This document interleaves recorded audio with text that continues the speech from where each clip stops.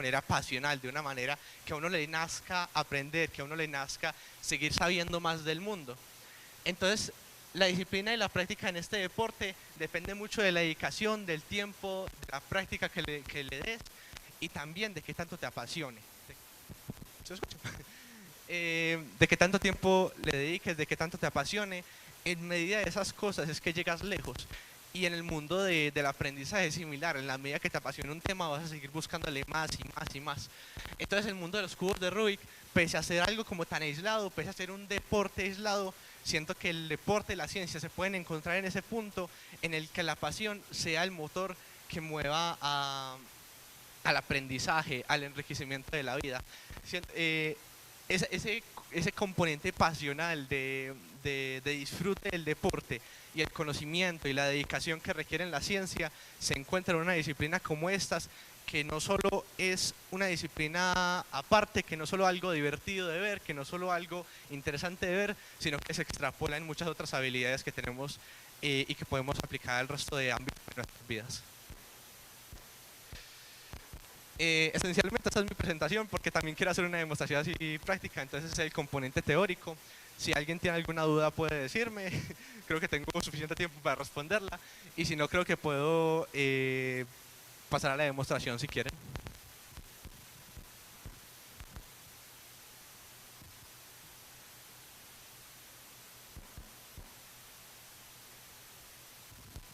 Bueno, en este bolso que aparte de pesar 3 toneladas, eh, tiene todo lo que son los componentes de, de todas las categorías del mundo de los cubos de Rubik. Voy a tratar de sacar así como varios para mostrar. Cada cubo que ven aquí individualmente es una categoría única. Es un evento que se lleva a cabo en las competencias que acabo de mencionarles. Y todos tienen el mismo, pues casi todos tienen el mismo objetivo, que es resolverlo en la menor cantidad de tiempo. Como pueden ver, hay bastantes formas, bastantes tipos. Cada uno de ellos tiene un componente de conocimiento individual, que es como las cosas que exclusivamente tienes que saber del respectivo cubo. Y también tiene como un componente genérico, que son cosas que puedes saber de uno, que te puede servir para este, para este, para este. Todos también tienen como ese componente que puedes extrapolar el conocimiento de uno a otro. Entonces la demostración que yo quería hacerles aquí rápidamente es resolver estos 5 cubos de Rubik en cadena, seguidos en el menor tiempo posible. Entonces, si alguien quiere ayudarme a mezclarlos, puede sin pena asomarse o levantar la mano y le hago llevar un cubito para que lo como se...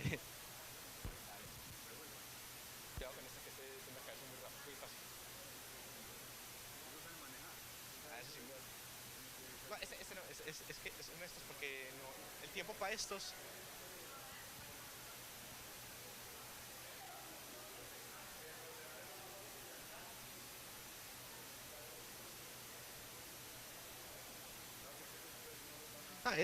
Estos 3 son otras categorías, no complejos sino demorados, y tampoco quiero coger mucho tiempo aquí, entonces paso esos 5 para que sea como...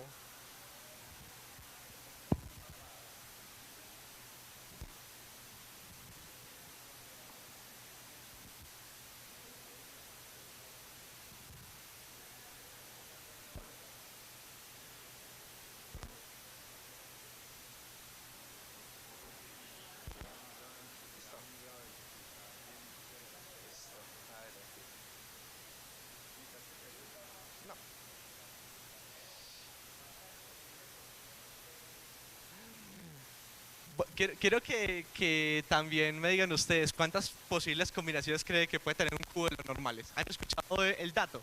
¿Cuántos posibles estados distintos puede tener un cubo de posiciones? ¿Cuántas más o menos? Yo lo tengo así, si le hago movimientos a otra posición, si le hago otro movimiento a otra, ¿cuántos de esos cree que existen?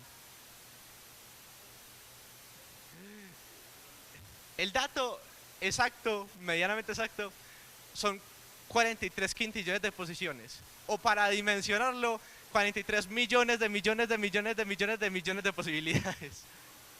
De hecho, si tú tuvieras un cubo por cada posición y los pusieras alrededor de la Tierra, podrías cubrir la Tierra en 23 cubos de Rubik.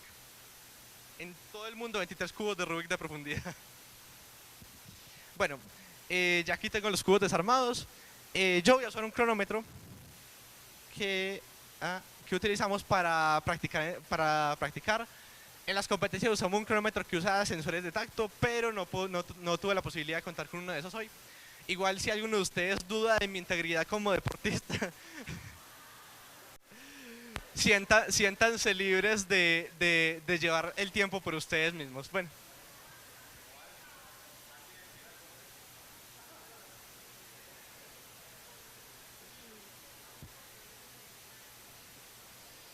Bueno, creo que no hay más que decir. Voy a darle una inspección rápida en las competencias oficiales. Tenemos 15 segundos para revisar el cubo antes de empezar. Yo voy a usar esos 15 segundos para inspeccionar nada más el primero y ya de ahí tratar de hacerlo lo más rápido que pueda. Entonces eso, si alguien duda de la veracidad de mi cronómetro, siéntase libre de contarlo por su cuenta.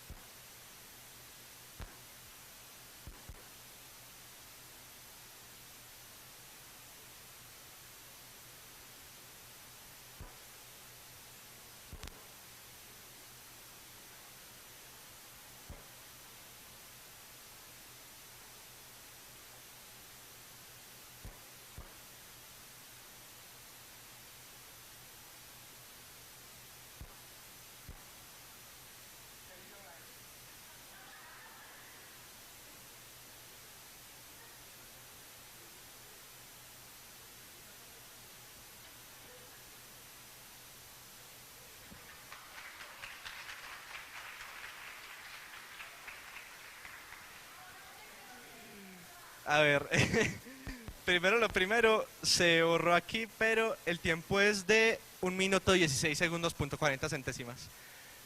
Y lo que pasó aquí, que esto, a ver, yo creo que todos los que han molestado un poco con los cubos le han girado una esquina así manualmente. Y ven a alguien resolverlo y después se la gira a mano y es como, ah, no, hiciste trampa. Ese estado no se puede alcanzar con movimientos legales. O sea, con los movimientos que se le pueden hacer a un cubo, no se puede llegar a ese estado. Lo mismo con este. Entonces, este estado no es posible. Por eso lo doy como resuelto. Y bueno, si tienen alguna duda pueden decirme y si no, muchas gracias.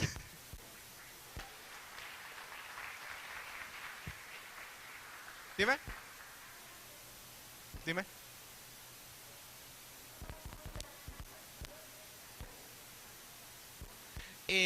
Yo personalmente no doy clases, pero estamos viendo si podemos sacar adelante un proyecto de semillero de cubo de Rubik aquí en Río Negro, del que yo haría parte. Pues, en función de que se tenga información al respecto, trataré de hacerla lo más pública posible para que todo el mundo que esté interesado en estas cosas se entere. Pues, eh, yo tengo un Instagram, pero no tiendo a subir muchas cosas relacionadas con los cubos, realmente soy un poco tímido. Pero sí, entonces sí, a nivel redes no tengo mucho que ofrecerles, la verdad.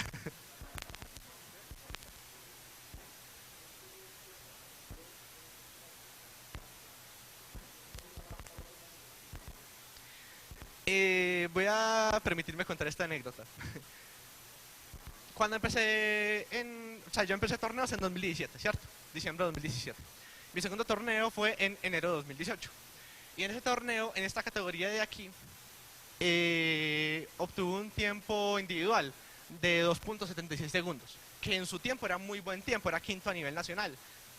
Y el día que pasó eso, esa chispa como competitiva me decía, yo quiero algún día ser el primero, no solo no ser el quinto, no ser de los buenos, sino ser de los mejores.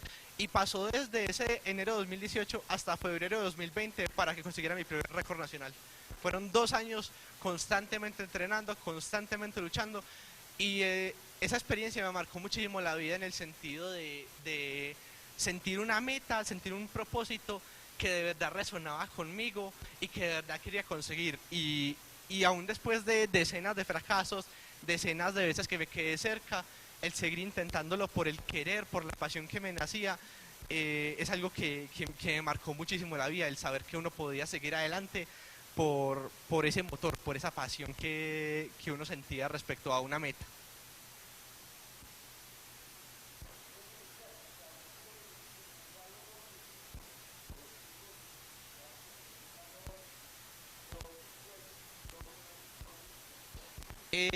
Yo personalmente y la mayoría de los de nuestra disciplina podemos decir que empezamos viendo el cubo por algún lado, porque el cubo es el juguete más vendido de la historia.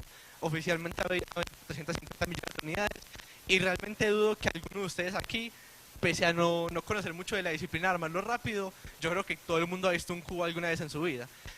Y yo personalmente era muy apasionado de los rompecabezas, me gustaba mucho desarmar, volver a armar rompecabezas, solo que este tenía como un componente especial porque es mucho más difícil. Y empecé con esa pregunta de, ve, ¿y si soy capaz de armarlo? Y me dediqué un mesecito a aprender a armarlo y ya de armarlo más rápido y aquí estamos.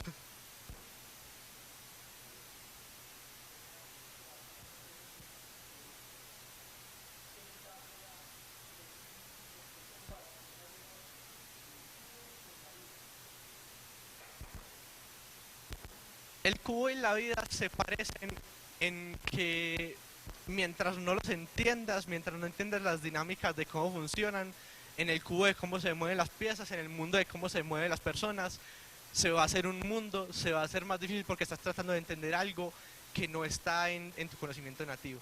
Y la vida tiene que ser esa búsqueda de conocimientos, esa búsqueda de maneras nuevas de ver el mundo, de perspectivas nuevas, el no estar encerrado en lo mismo. Y es a partir de ese salir de la caja que empiezas a entender y a valorar la vida. Y el cubo es algo parecido a eso.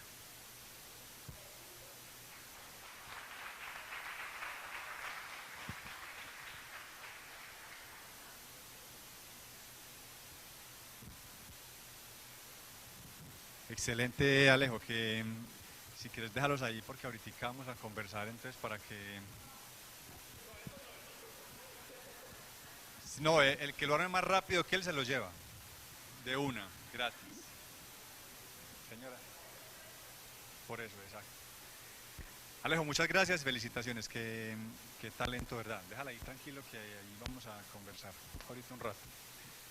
Bueno, siguiendo con este magnífico espacio que yo venía como, no, ahí quédate bien tranquilo para que ahorita invitemos a Samuel a que nos comparta cosas que tiene así bien bacanas para mostrarnos.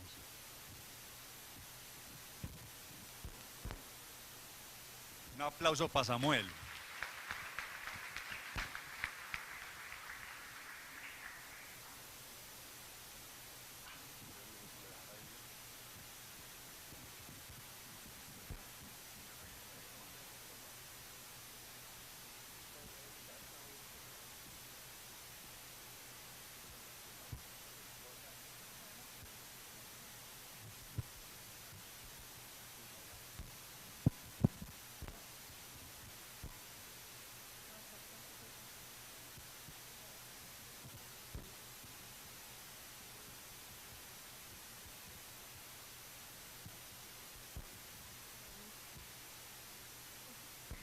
Buenas tardes, mi nombre es Samuel Pérez Ospina, yo estoy en Mosquita y tengo 12 años.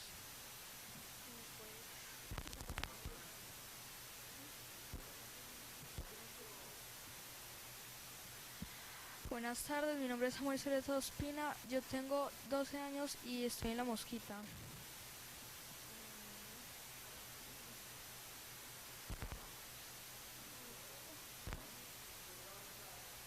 En séptimo uno.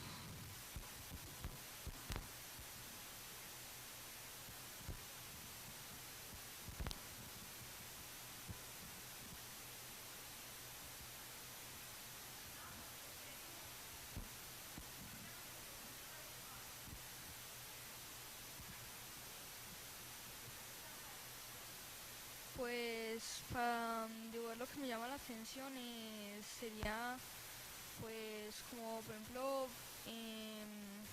poses y así personajes que uno puede inventarse con cosas naturales y pues eso.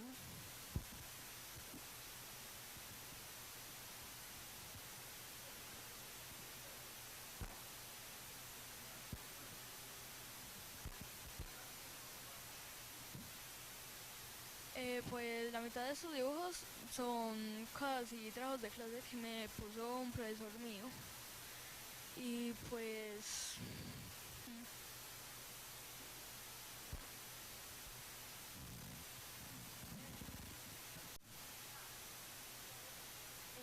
pues la mayoría pues en YouTube, pero de cosas por ejemplo acá como la de Naruto y la segunda que es Sakura pues porque pues mi profesor un día pues nos pudo ir a dibujar algo pues sí.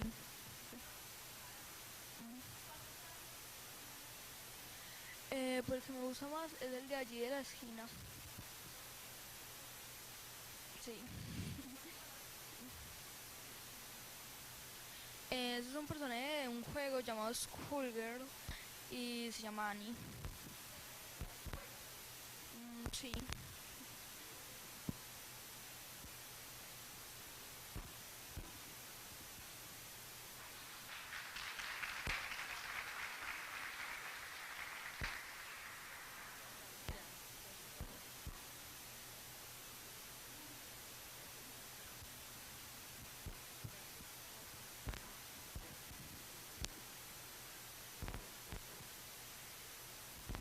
Carlos, vea, par de talentos se los dejo ahí. En primer lugar, Samuel, Alejandro, Samuel, felicitaciones y gracias. La misma pregunta para ambos. Em, ¿Cuánto tiempo? Yo estudio música y la música es muy exigente. ¿Cuánto tiempo al día practicas o estudias? ¿Cuánto tiempo al día dibujas más o menos teniendo el colegio, las tareas, el deporte, los juegos? Más o menos, más o menos. Pues yo dibujo en mi colegio en los descansos con unos amigos míos y en la casa pues cuando termino tareas. Todos los días. Fantástico. Pues yo decir que tengo un horario fijo, no, porque la universidad también es exigente y a veces salen compromisos que sí, que no. Pero si tuviera que dar un promedio, diría que un día promedio le dedicaría 4 horas a los cubos y le dedicaría pues lo que está en la universidad, que pueden ser de 6 a 10 horas al estudio propiamente. Maravilloso. Tus profesores, tus compañeros, ¿cómo te ven? ¿Qué te dicen? ¿Te impulsan? ¿Te ponen como ejemplo? ¿Dicen, no, pues no pierdas el tiempo? ¿Qué sé yo, por favor? Pues por ejemplo a mí siempre se me acerca todo el salón por cuando por ejemplo toca como para hacer un dibujo de alguna actividad pues si me acercan a mí y pues me dicen Samuel dibújame esto así y pues yo lo hago y pues ya.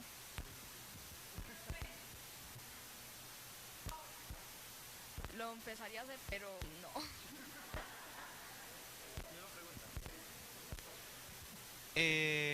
Recientemente en la universidad he encontrado gente más similar a mí, en el sentido de gente también apasionada por, no solo pues por sus respectivas cosas, porque tengo compañeros dibujantes, tengo compañeros escritores, eh, sí, pues no solo apasionados por lo que hacen, sino en un sentido de personalidad. En mi vida del colegio sí fui un poquito más aparte, fui bastante más aparte del grupo y mi grupo me veía como alguien interesante, pero al que usualmente no se acercaba, no sé, no entiendo bien los motivos, pero pues que no se sentían del todo cómodos acercándose conmigo y viceversa, yo tampoco me sentía cómodo con ellos.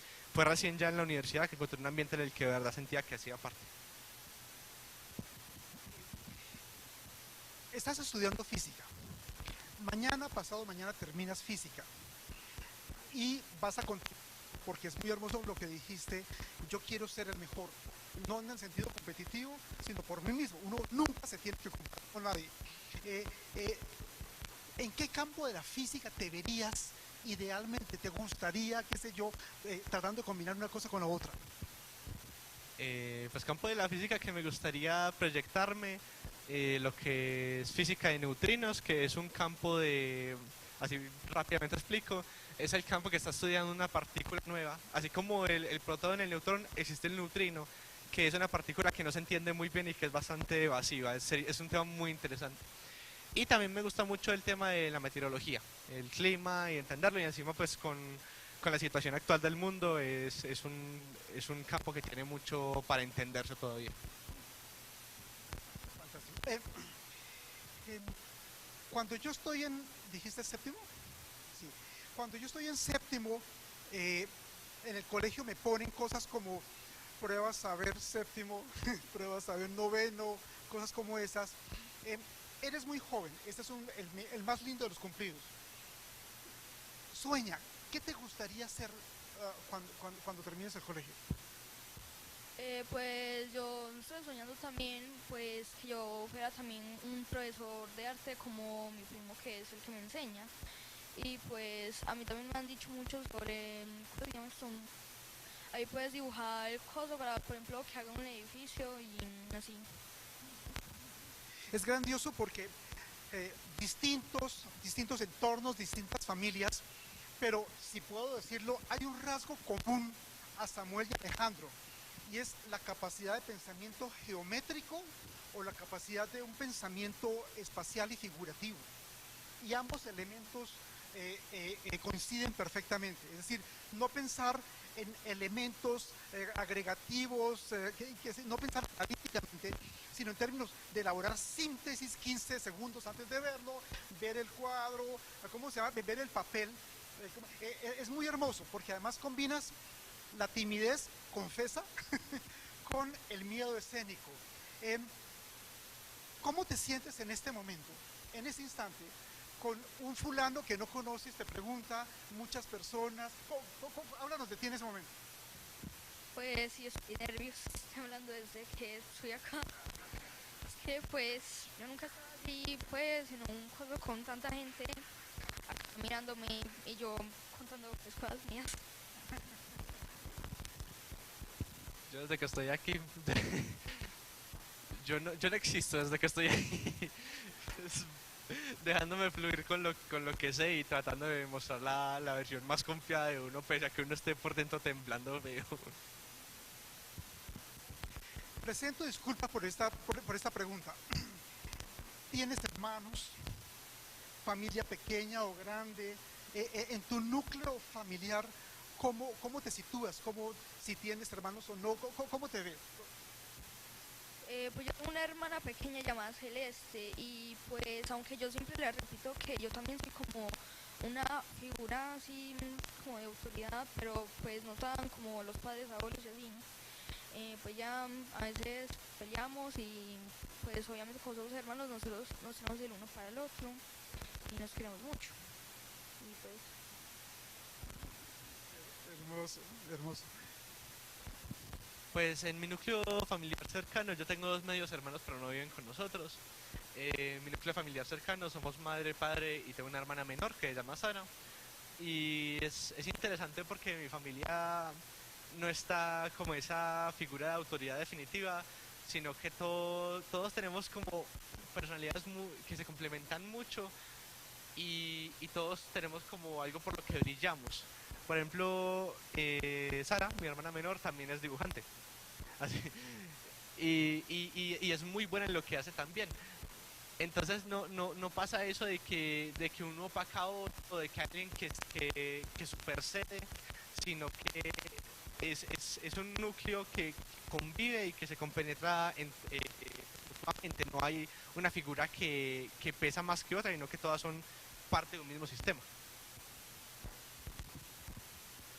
Un elemento apasionante es que ah, ah, le dedicas el tiempo que puedes en el recreo, después de tareas, en la universidad, 4 horas al día.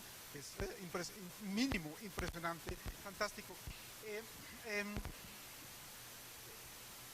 ¿Hay alguna otra cosa que idealmente quisieras hacer o nada? Por ejemplo, yo soy Roger Federer, yo soy Steve Curry, no sé, estoy mencionando algunos ejemplos, y yo soy bueno en lo mío porque yo me dedico a lo mío, ¿cierto? Y la condición para ser Roger Federer o Djokovic o lo que tú quieras, o Stephen Curry, etcétera, es que yo le meto el gusto, la pasión a esto y no me interesan otras cosas. Cuéntanos cómo es el panorama del manejo de tu tiempo con respecto al colegio, a la familia, etcétera, en ese sentido.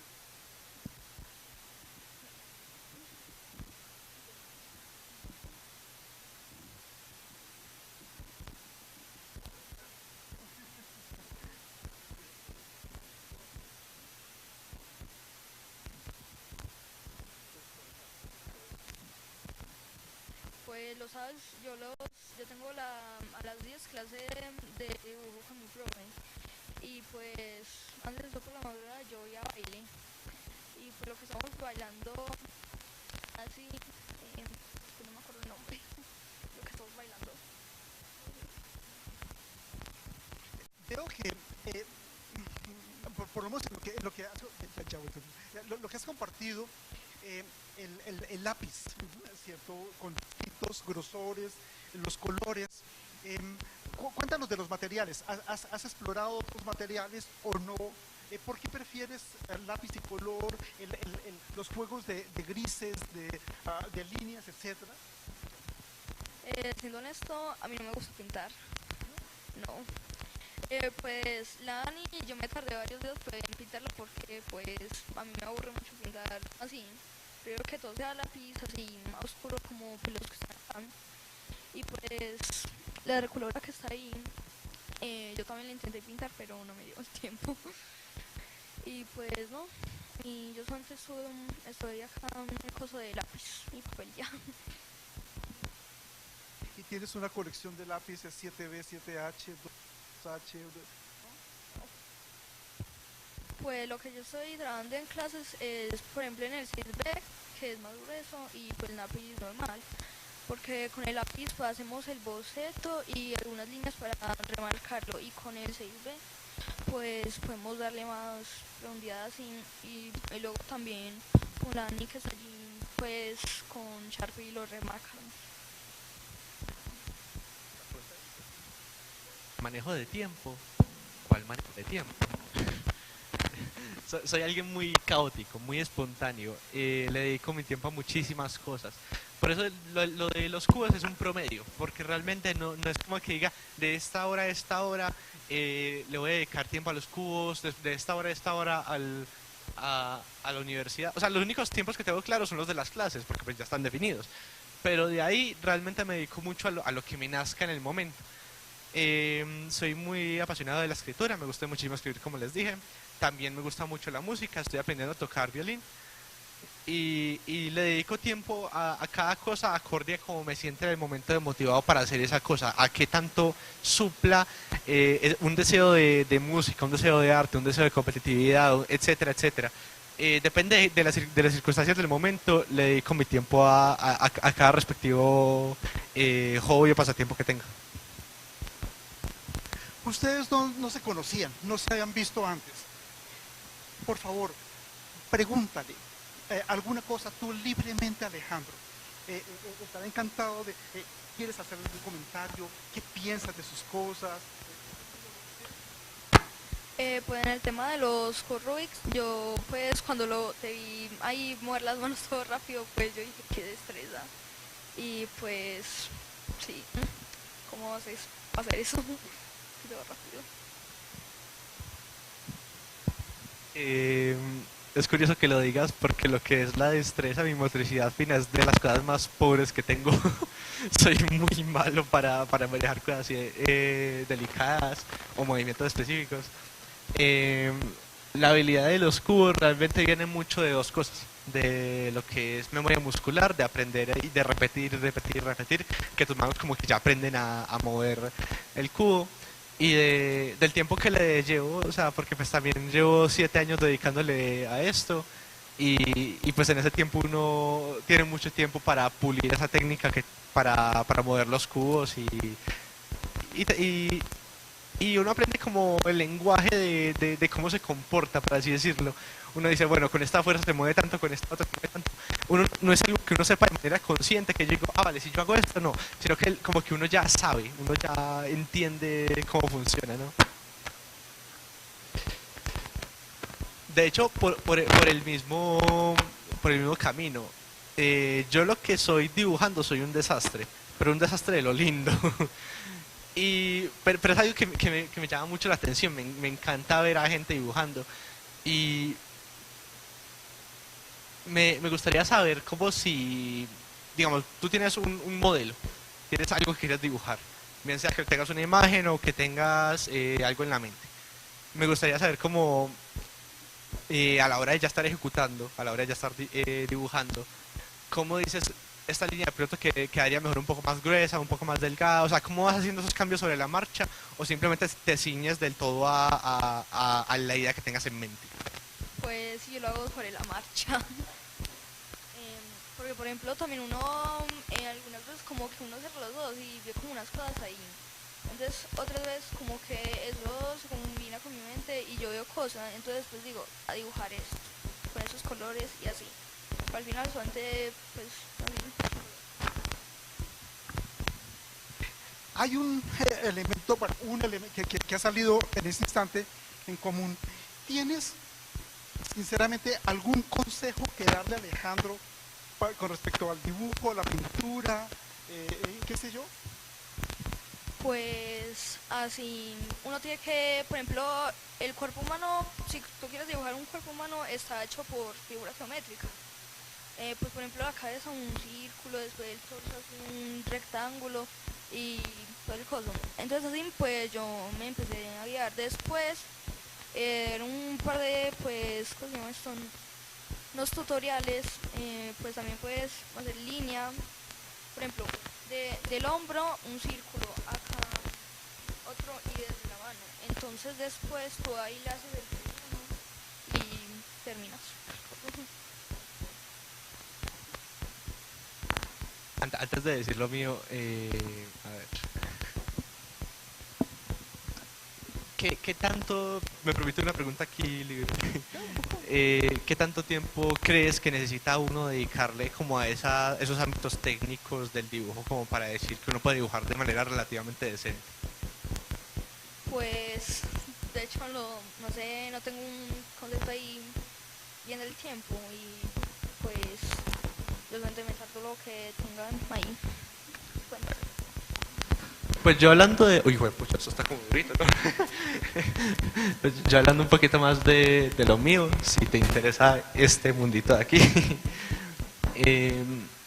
Y creo que los consejos que te puedo dar son las cosas más genéricas del mundo, pero si hay algo que siento que aplica mucho para todo y sobre todo para esto, es que el primer paso siempre es el más difícil y de ahí es querer. El primer paso es romper esa percepción de lo imposible, de decir no puedo, de decir es muy difícil, de decir mi capacidad no da para eso. El romper esa barrera mental siempre es lo más difícil la primera vez. Y siento que me pasa algo similar con el dibujo, que yo no soy capaz, pero el primer paso siempre es el más difícil y a medida que uno rompe esa percepción que tiene uno, esa barrera mental que tiene uno, es seguir, es querer seguir.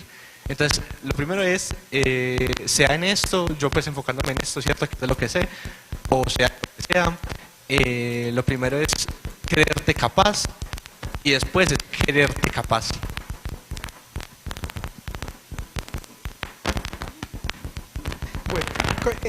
Bueno, el formato que me habían dado lo voy a romper, porque no sé si en tu caso usted, tu papá o tu mamá, que nos encontramos, eso, yo quiero invitar a las mamás, porque los niños nacen solo, o el papá, ven, sí, porque es importante, son chicos jóvenes, son niños, mientras van subiendo, yo estoy lleno de datos. Los niños, los niños, en el caso de los niños hombres, ¿no es cierto? Te ruego el favor. Bien, siéntate. Un niño es niño metabólicamente hasta los 21 años. Desde el punto de vista metabólico, yo soy niño hasta los 21 años. Más allá del desarrollo endocrino, del desarrollo psicológico, el desarrollo sexual, lo que tú quieras, yo metabólicamente, ¿cuántos años dijiste? 17. Eres un niño. Y te quedan 4 años más de niño. Es muy hermoso. Con mayor razón, Samuel. Pero yo quiero, por favor, las mamás. Abiertamente, siéntate libre. Buenas tardes, mi nombre es Claudia Ospina. Soy la mayor. Samuel, para mí, es lo más hermoso de mi vida. Empezando por el ejemplo de vida que me dio. Perdón. Nunca deseé ser mamá y cuando llegó fue una experiencia aterradora porque nadie nos ha ayudado, entonces nadie nos cuenta, solo escuchamos consejos, pero cuando uno ya es mamá de lleno, se complica, se estresa, pretende uno hacer las cosas bien, pero de pronto toma uno malas decisiones. Y cuando Samuel empezó con problemas en el colegio, le hicieron los exámenes, diagnóstico, y para mí fue el doble de susto. Mi niño es autista con síndrome de... Ay, se me olvida. Asperger. Ajá. Y ver el proceso de él, porque nunca lo mediqué, me siento completamente feliz. Ha cambiado mucho, está más tranquilo, aparte de eso, el talento que tiene es innato y viene como de familia, algo así, porque un primo es el profesor de él, es Raúl Zuleta, que es reconocido mundial, y eso me encanta de él. Samuel le apasiona estudiar, le apasiona dibujar, y ya pueden ver que es la parte de caricatura que se está pues como formando en esa línea. Gracias.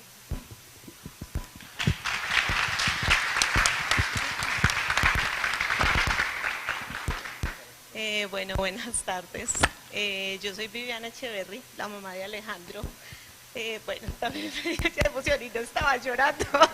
La verdad es que yo creo que estos procesos, y uno como papá, es muy difícil en muchos conceptos de la vida porque uno cree que siempre lo está haciendo bien y pues al verlo aquí creo que sí lo hemos hecho bien, pues porque hay muchas cosas que uno tiene que valorar como papá y uno se da mucho palo también porque uno dice, ay no, esto no es así, bueno, por infinidad de cosas y también por los cuestionamientos de los mismos hijos hacia uno. Pero yo creo que esto es un camino largo y la misma vida nos va enseñando a irlos apoyando y a fortalecerles como todos estos procesos. Alejo, nosotros nos enteramos hace 20 días que es autista.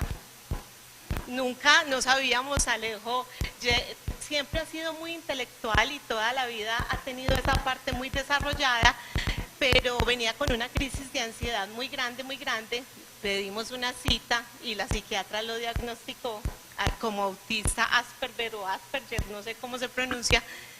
Y bueno, yo creo que para nosotros eso fue antes como un alivio, porque pensábamos, pues me parecía peor una depresión que ser autista. Nosotros lo valoramos profundamente, sentimos que es una persona que nos enseña todos los días a ser mejor.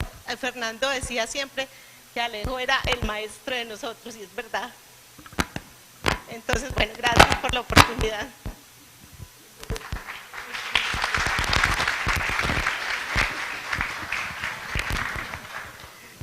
Logramos que los dos niños hablaran, hicieran preguntas, comentarios. Las mamás, ¿tienes de mamá a mamá alguna percepción, alguna experiencia? Porque hay un rasgo mínimo común, autismo, hay un rasgo mínimo común, mucho talento.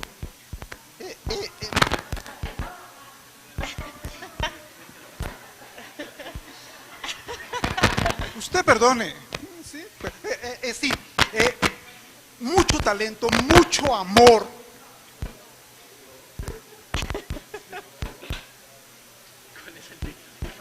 Sí, yo no sé qué pasó. Sí, sí. Ya hablamos de niño a niño, de mamá a mamá. Personalmente, con mucho respeto, quedé enamorado de ambas. La sensibilidad, la experiencia, la actitud de aceptar la invitación. Por favor, una a la otra. A ver, te pregunto, en la parte social, ¿cómo te ha ido? Bueno, igual me dices que hace poco estás aprendiendo que tu niño tenía diagnóstico.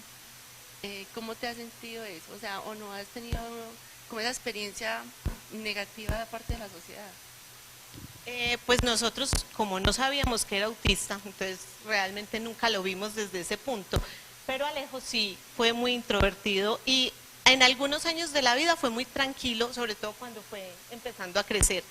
Pero en el colegio hubo una época muy dura en donde le hacían bullying y pues realmente nosotros nunca sentimos que fuera por eso. La verdad es que uno como papá muchas veces no siente que haya necesidad de buscar otras alternativas, pero realmente sí las hay. Él nos pidió cambio de colegio y lo hicimos ya muy avanzado, en 10º, cuando cambió en pandemia precisamente, cuando cambiamos a la UCO, que pasamos de colegio para la UCO, él allá fue feliz totalmente, también porque yo creo que encontró un núcleo de personas que lo aceptaron, pero en el colegio que estudió toda la vida, no por el colegio, sino por los compañeritos, sí hubo mucho tema de bullying, y lo manejábamos con las directivas y ellos eran pendientes del tema, pero quién sabe hasta qué punto ellos realmente estaban cómodos. Entonces eso es un proceso complejo. Yo creo que nosotros necesitamos como papás también mucha ayuda en ese sentido.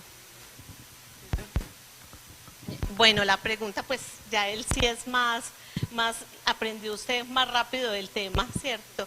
Entonces, ¿cómo ha manejado? Porque yo le decía a mi esposo en estos días, pues gracias a Dios nos dimos cuenta ya grande, porque de pronto uno pequeño toma otras decisiones y no los deja hacer. ¿Cómo hace usted para que él avance en el proceso o cómo ha sido el proceso?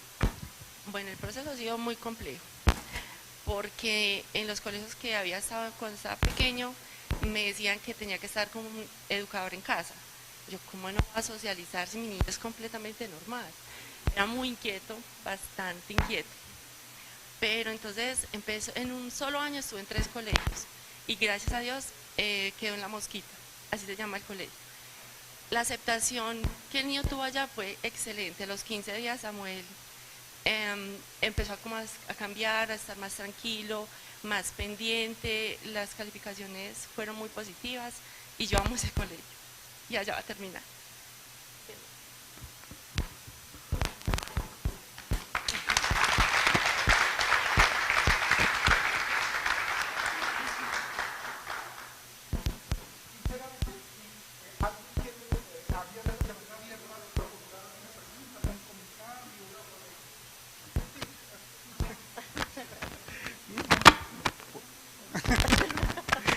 Sí, ya estamos más o menos en el manejo del tiempo. Sí, te ruego, lo que sea, pregunta, comentario, por favor.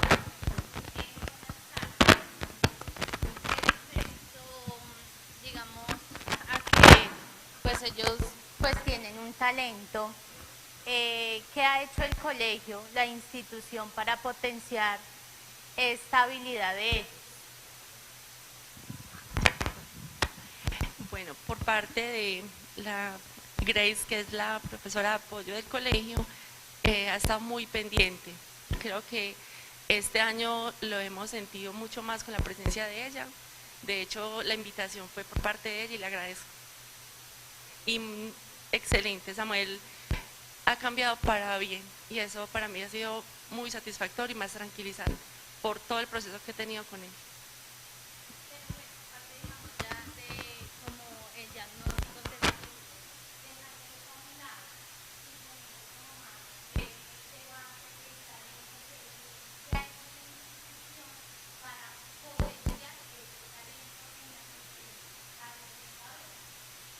Bueno, en el momento, por ejemplo, Samuel, como dice, colabora a los profesores con sus dibujos, pero, o sea, puntual, no hemos tenido pues esa punto.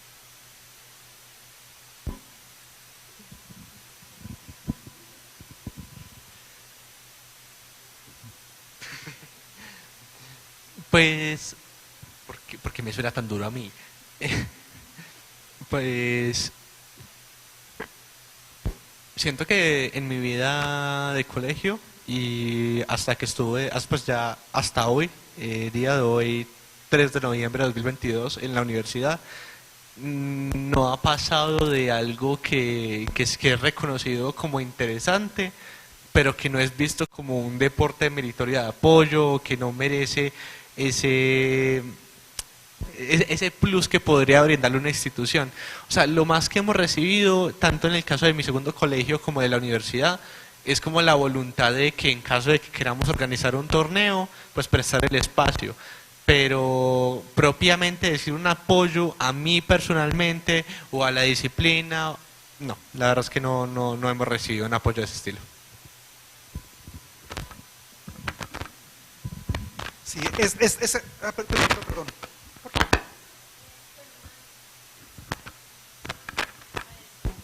Muchas gracias por la oportunidad de escucharles, tanto a los chicos como a ustedes y maestro por la oportunidad también de que ellos se hagan visibles. Según las estadísticas, Renzulli dice que el 10% de las poblaciones donde estemos puede tener altas capacidades. Aquí hay una muestra. Estas capacidades deberían, por derecho, tener unos espacios de reconocimiento y unas condiciones, ¿cierto?, desde lo público para verse reflejado de pronto en el direccionamiento de las comunidades más adelante, ¿cierto? ¿Ustedes creen, bueno, tú ya lo contestaste, tuvieron del colegio en colegio, ¿cierto?, 3 veces en un año, ¿cierto? Tenemos 16 instituciones en nuestro territorio del sector público, más las privadas, que ustedes han tenido la fortuna de llegar, ¿cierto?, y ser acogidos. Pero de estas 16 instituciones tenemos 16 a 19.000 estudiantes en nuestro territorio, de las cuales, miren, un 10% podrían estar en la misma situación. Independientemente del diagnóstico, lo que vemos es un talento. Si tenemos las condiciones, quizá muchos estarían en tu lugar con esos récords, ¿cierto? O en el tuyo, ahí en el podio. ¿Creen ustedes que como comunidad, qué podríamos hacer por estas más de 1.600 personas que quizá en nuestras instituciones no están bien representados y no les hemos tenido de pronto la paciencia que ustedes como mamá han tenido y que debería extenderse al sector educativo? Yo creo que de pronto visibilizar estos procesos de estos chicos, porque es que hay muchos talentos que uno no conoce. Por ejemplo, nosotros lo hemos vivido con el tema del cubo Rubik, que hay mucha gente que no sabe que esto existe como disciplina. Entonces nosotros nos hemos encargado pues como familia de mover mucho las redes y publicarlo y hacerlo, pero nosotros como familia obviamente quisiéramos que avance y por eso hemos pensado en crear el semillero. Hace un año trajimos los nacionales acá a Río Negro y pues se crearon también acá. Entonces yo creo que pues desde el sector público, pues con Fernando como secretario de Educación, pues podríamos trabajar ese tema. Yo sé que él va a hacer una buena labor este año que le queda como secretario y que los procesos sean visibilizados. Y también de pronto en las mismas instituciones identificar cuáles son los niños que necesitan esos apoyos. Pensaría yo que esa sería una opción. educación. Si me permites añadir, la percepción con la que yo quedé del sistema educativo, lo que es preescolar, primaria, secundaria y media académica, es un sistema que es integral, pero que no permite o no da pie a que esos ambientes de decir, qué sé yo, digamos, el típico estereotipo de persona inteligente es una persona que le gustan las matemáticas, ¿cierto? Una persona a la que se le dan bien las matemáticas. Luego, por ejemplo, están los artistas, veas el caso, que gente que, por ejemplo, en las materias de artes o en todo lo que tenga que ver con dibujar o con manualidades, se destacan mucho.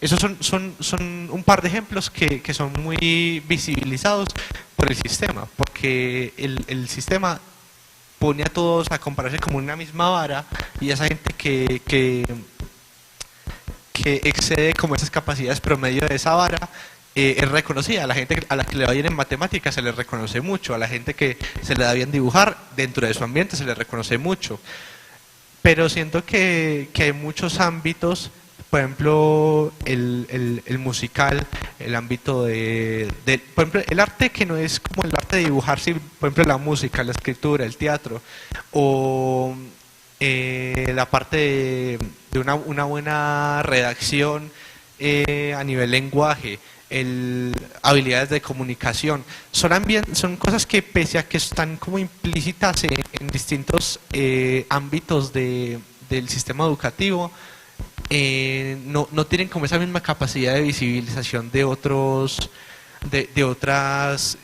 cualidades, como podría ser el razonamiento lógico-matemático. Entonces, a la hora de buscar, porque tú dices que son como 1600, pero yo personalmente, bueno, yo sin ninguna base científica para decir eso, pero yo personalmente pienso que todos somos personas de altas capacidades en un ámbito distinto, un ámbito que a lo mejor, bien sea por las circunstancias que nos rodean, por el contexto en el que estamos envueltos, no somos capaces de descubrir y entender. Entonces, si queremos realmente entender o descubrir esos talentos, esas personas de altas capacidades, esa gente que tiene cosas que sabe hacer excepcionalmente bien, hay que favorecer que esas áreas más oscuras que están integradas dentro de esas asignaturas, dentro de esas materias, dentro de esos espacios, pero que no son parte del foco, lo que está debajo del reflector, sino que son como lo que está soportando la materia. Debería haber maneras de visibilizarse más. Así, por poner un ejemplo rápido, en la parte de la buena redacción, que pues por ejemplo ves un columnista o alguien que escribe artículos y tiene una redacción impecable, y mucha gente tiene esa capacidad, y por ejemplo en un trabajo de español, un trabajo que sea transcribir algo, escribir algo, que los profesores tengan como un criterio para decir, ve, esto puede desembocar a algo especial, esto tiene potencial para desarrollarse como una buena capacidad. Es como la idea que tengo yo personalmente de cómo podría favorecerse, tomar esas habilidades que se dan como por hecho, que soportan al resto de materias, y decir, vea que hay potencial, y visibilizarlo y acompañarlo y preguntar, ve, ¿te gusta esto? ¿Qué te gustaría? Y acompañar con este proceso para explotar al máximo esas capacidades que podrían estar ahí. Me extendí un poquito, ¿cierto? Perdón.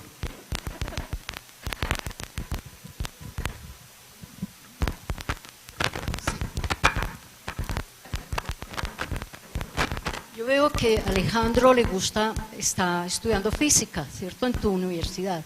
¿Qué relación tiene la física con tu deporte favorito, que es el de los cubos? Y yo pienso que es que en la educación hemos tenido ese problema de estar asignatura, pues poner asignatura por asignatura dividida, pero todo debe tener una relación. El arte no es una cosa solamente alejada es la realidad. El arte hace parte de una realidad como todas las áreas que podemos estar estudiando.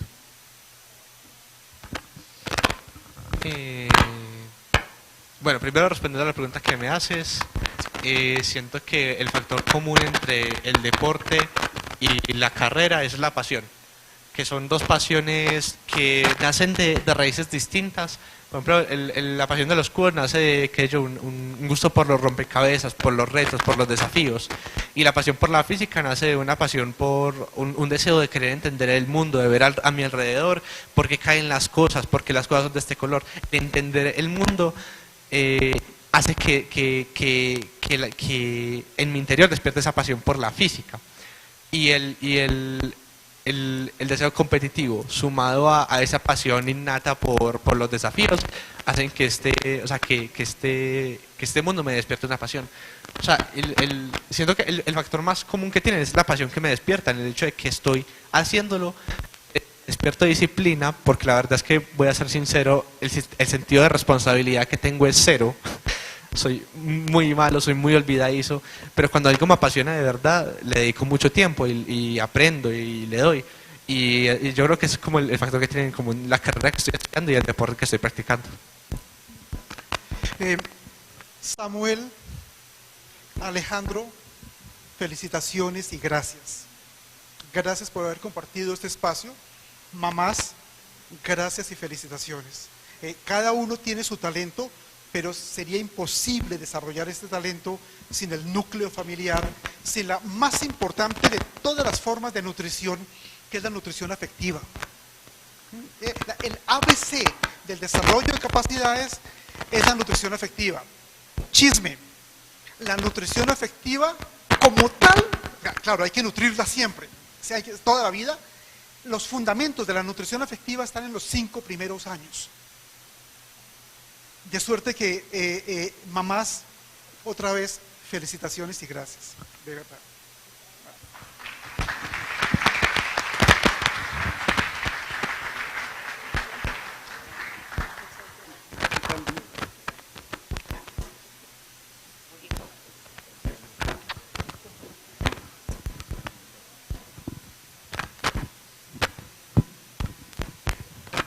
Bueno,